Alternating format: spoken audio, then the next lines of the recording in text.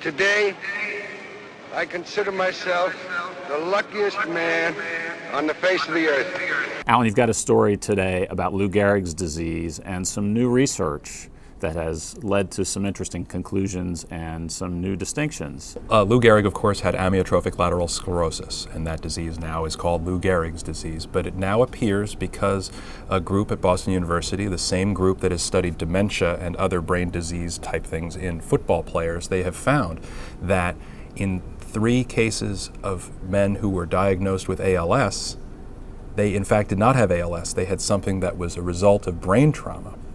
What that means for Lou Gehrig, who had a very significant history of concussions on the baseball field. He was also a very high-level bulldozer fullback for Columbia University and Commerce High here in Manhattan.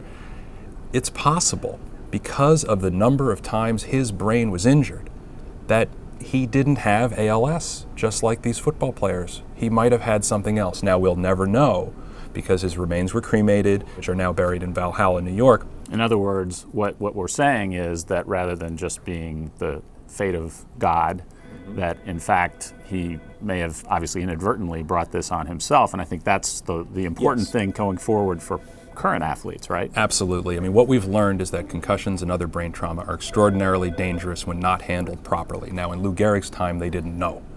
This is a very rare disease, and this is a very rare subset of people who have the disease.